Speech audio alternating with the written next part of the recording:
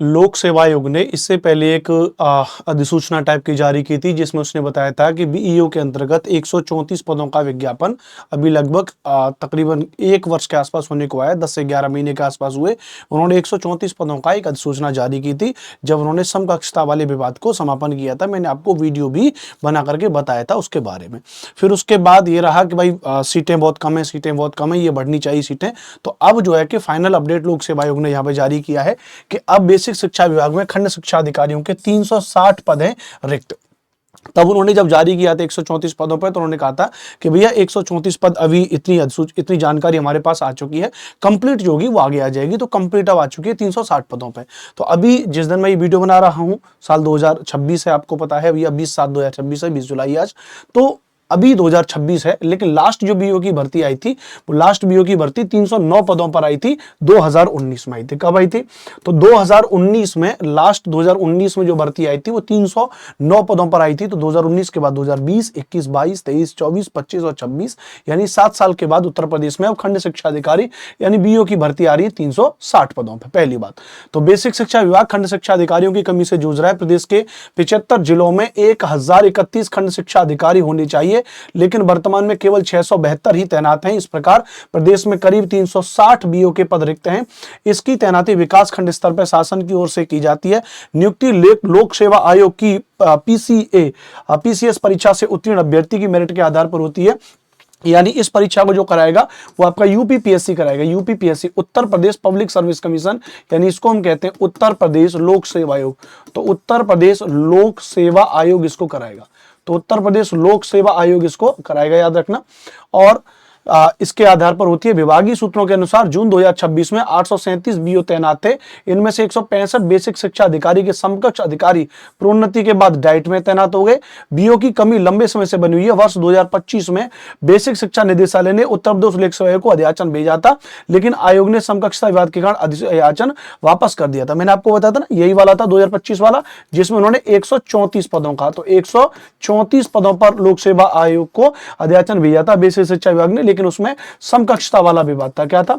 समकक्षता वाला विवाद था। वो समकक्षता वाला विवाद अब खत्म हो गया। ठीक है, तो अब क्लियरली कितना? अब क्लियरली 360 पदों पर है। अब इसके बारे में जानकारी करेंगे, कौन इसको फॉर्म भर सकता है, कौन इसको कर सकता है, विशेष तौर से क्योंकि ये शिक्षा विभाग से जुड़ा हुआ मामला है। और मैं अनुपम भारद्वाज, आपको पता है हम एजुकेशन जो हमारी टीचिंग इंडस्ट्री है उससे रिलेटेड ही एग्जाम की तैयारी हम आपको कराते हैं, चाहे वो सबसे छोटा एग्जाम सीटेट हो, यूपी टेट हो, सुपर टेट हो, टीजीटी हो, पीजीटी हो, बीओ के एग्जाम हो, जो टीचिंग से रिलेटेड जितने भी एग्जाम्स हैं उन सारे एग्जाम्स को आपको कंडक्ट कराते हैं।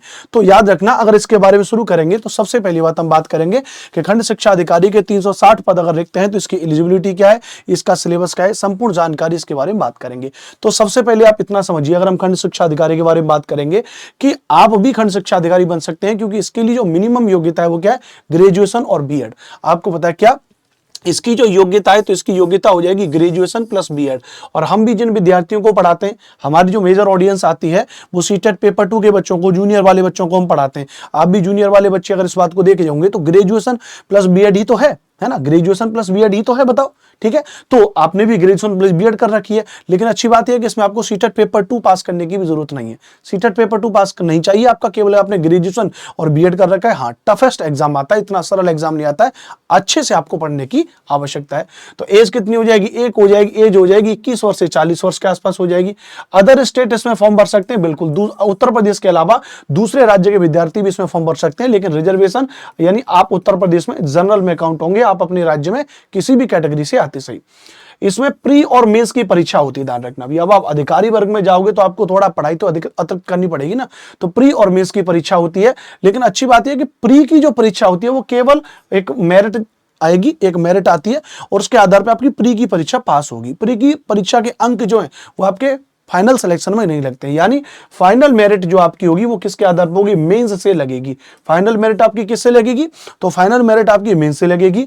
इंटरव्यू इसमें नहीं होता है। इसमें क्या नहीं होता भैया? इसमें इंटरव्यू नहीं होता है, सबसे अच्छी बात ये है। ठीक है, तो आप लोग इसकी अच्छे से तैयारी कर सकते हो। ओएमआर बेस्ड ऑफलाइन आपका पेपर होता है, ओएमआर बेस्ड आपका पेपर होता है, याद रखना। ठीक है, क्लियर है, अच्छी बात। अब अगर बात करें तो प्री और मेंस अगर होता है तो आपका इसमें कोई सब्जेक्ट कॉम्बिनेशन नहीं है। आपने कुछ भी किया हो, आपने ग्रेजुएशन में बीए किया है, बीएससी किया है, आपने कोई किया, डजंट मैटर। और आपने साइंस बैकग्राउंड से, आर्ट्स बैकग्राउंड से, कोई मतलब नहीं है। आपका एक पूरा एक सिलेबस है, वो है जीएस। आपको जीएस पढ़नी पड़ेगी।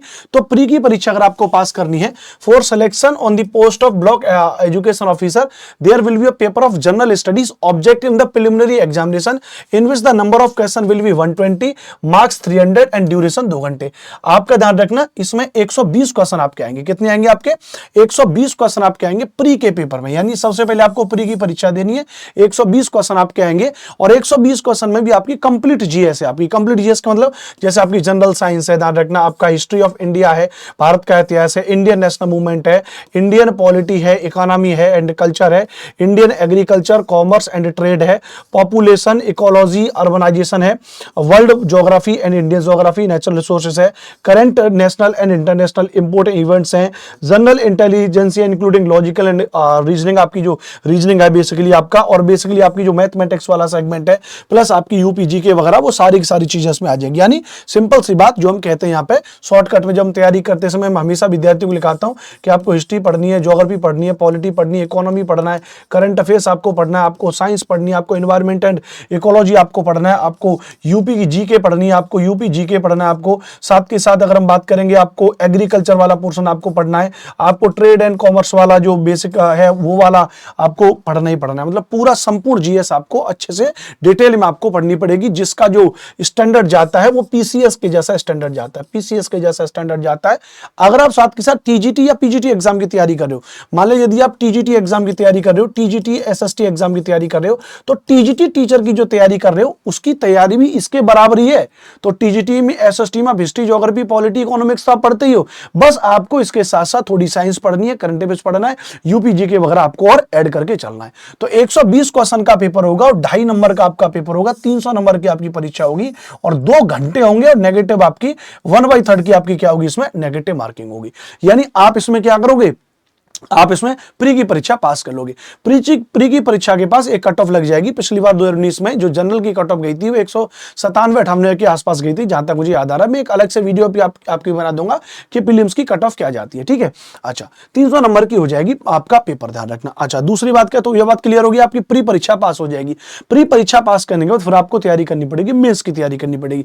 लेकिन अच्छी बात क्या है कि जो मेंस का भी पेपर है वो यही पेपर, जो पेपर आपने प्री में पढ़ लिया, सेम वही सब्जेक्ट आपको मेंस में पढ़ना है। यहां तो कोई दिक्कत नहीं।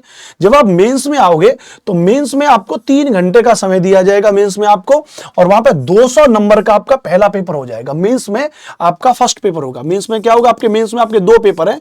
पहला पेपर जो है आपका पेपर 1, वो तो आपका जीएस का ही है, ध्यान रखना। और मेंस में जो पेपर 2 है, 2 पेपर होंगे। पेपर दूसरा जो है आपका, वो आपका हिंदी एंड ऐसे, हिंदी एंड ऐसे यानी निबंध का है, हिंदी और निबंध का हो जाएगा। अच्छी बात की कि जो पेपर 1 जीएस है उसका सिलेबस भी सेम वही है, सेम वही है। हिस्ट्री है, नेशनल मूवमेंट हिस्ट्री में आएगा, हिस्ट्री है, ज्योग्राफी है, पॉलिटी है, एग्रीकल्चर है, करंट अफेयर्स है, ध्यान रखना, है ना, इकोनॉमी, उसके अलावा जीके जीएस है, और पूरा साइंस एंड टेक्नोलॉजी वाला पोर्शन जो बेसिक आ जाता है साइंस में आपका, और डेवलपमेंट से संबंधित जो योजनाएं वगैरह उत्तर प्रदेश की करंट अफेयर्स के अंतर्गत आ जाता है, कल्चर वगैरह, वही सारी चीज, यानी हिस्ट्री है, ज्योग्राफी है, पॉलिटी है, इकोनॉमिक्स है, करंट अफेयर्स है, ध्यान रखना, जनरल साइंस है जिसको मींस में साइंस एंड टेक्नोलॉजी कह देते हैं, ध्यान रखना, यूपीजी के हो जाएगी आपकी, ध्यान रखना। उसके अलावा जो योजनाएं चलती हैं उत्तर प्रदेश में, योजनाएं हो जाएंगी जो उत्तर प्रदेश सरकार के द्वारा जो डेवलपमेंट के लिए जो योजनाएं चलाई जाती हैं, चाहे वो ग्रामीण परिवेश को लेकर के हो, चाहे वो शहरी को लेकर के हो, वो सारी योजनाएं और उससे संबंधित। लेकिन अंतर क्या है कि ये सब कुछ आपको लिखना है, इसके बारे में आपको मेंस में लिख करके देना है, और डरने की बात नहीं है। जो टीचिंग के विद्यार्थी हैं वो डरने की बात नहीं है, बड़े आराम से इसकी प्रैक्टिस की जा सकती है। आपसे 40 क्वेश्चन पूछे जाएंगे 200 नंबर के। कितने नंबर के? 40 क्वेश्चन पूछे जाएंगे, 10 क्वेश्चन, 10 क्वेश्चन और 20 क्वेश्चन में डिवाइड किया जाएगा। पहले 10 क्वेश्चन का उत्तर आपको 125 शब्दों में देना है। पहले 10 क्वेश्चन का जवाब आपको क्या देना है भैया? 125 शब्दों में देना है, जो आपके 100 नंबर का होगा। जो आपका कितना नंबर का होगा भैया? जो आपके 100 नंबर का हो जाएगा, याद रखना भैया, ठीक है। अच्छा, तो 100 नंबर का हो जाएगा, इसका मतलब एक क्वेश्चन कितने नंबर का हो जाएगा? एक क्वेश्चन आपके 10 मार्क्स का हो जाएगा, एक क्वेश्चन आपके 10 मार्क्स का हो जाएगा। तो 100 क्वेश्चन मतलब 10 क्वेश्चन 100 नंबर का हो जाएगा। अगले 10 क्वेश्चन आपको 60 शब्दों में उत्तर देना है, जो आपके 60 मार्क्स का हो जाएगा। इसका मतलब एक क्वेश्चन आपके 6 मार्क्स का हो जाएगा। एक क्वेश्चन आपके कितने का हो जाएगा? 6 मार्क्स का हो जाएगा। उसके बाद जो 20 क्वेश्चन है आपके वो 40 शब्दों में हो जाएंगे, ध्यान रखना, जो 40 मार्क्स का, इसका मतलब एक क्वेश्चन आपके 2 मार्क्स का हो जाएगा। इस तरीके से 100, 60 और 40 यानी टोटल आपके, ध्यान रखना, 200 मार्क्स का आपका पेपर होगा। 200 मार्क्स का आपका पेपर होगा। अब इसकी तैयारी आप ऑलरेडी प्री में करके आए हो एमसीक्यू फॉर्मेट में। इसकी तैयारी आप क्या करके आए हो भैया? ऑलरेडी आप इसमें करके आए हो, ध्यान रखना भैया, इस बात को याद रखना भैया। बात क्लियर है? समझ में आ भैया? बात क्लियर भैया? अच्छी बात, बहुत बढ़िया। अब दूसरी बात के, तो अब बस आपको इसमें मेंस में लिखना है। आपको इसमें क्या लिखना है भैया? आपको बस इसमें मेंस में लिखना है, याद रखना, ठीक है। तो मेंस की तो प्रैक्टिस बड़े आराम से हो जाएगी, इसमें कोई दिक्कत वाली बात नहीं है, ठीक है। अच्छा, उसके बाद आपका, तो मैंने कहा total number of question will B 40, all question will be mandatory, all the question will B divided into sections, under एक सेक्शन में 10 क्वेश्चंस, जो मैंने आपको बताए हैं, जो 125 शब्दों में होंगे, याद रखना, जो एक क्वेश्चन 10 नंबर का हो जाएगा। सेक्शन बी में 10 क्वेश्चन पूछे जाएंगे, जो आपके, मैंने आपको बताया कि word limit of answer is 50 words में। मैंने तो आपको यहां पे कितना दिया? 60 शब्दों में बता दिया, 50 से 60 शब्दों में लिखना होगा, और एक क्वेश्चन विल बी 6 नंबर का हो जाएगा। अंडर सी सेक्शन में 20 क्वेश्चन हो जाएंगे, वेरी शॉर्ट आंसर हो जाएगा, 25 शब्दों में आपको लिखना है, और एक क्वेश्चन आपका 2 नंबर का हो जाएगा। एक क्वेश्चन आपका 2 नंबर का हो जाएगा। मैंने तो आपको यहां पे 40 शब्दों में बताया, आप इसको 25 से 30 शब्दों में बिल्कुल संक्षिप्त में इसको होता है, ध्यान रखना। इसको हम कहते हैं, जो 125 शब्द वाले दीर्घ उत्तरीय सवाल हो जाएंगे, 10 क्वेश्चन वाले लघु उत्तरीय सवाल हो जाएंगे, 20 क्वेश्चन वाले अति लघु उत्तरीय सवाल हो जाएंगे। परेशान होने की बात नहीं है। एनसीईआरटी में पढ़ते वक्त तमाम बच्चों को भी आपने खूब पढ़ाते हैं ना, जब हम एनसीईआरटी पढ़ते हैं तो उसमें दे रखा होता है ना, लघु उत्तरीय, दीर्घ उत्तरीय, अति लघु उत्तरीय प्रश्न, बस वो है।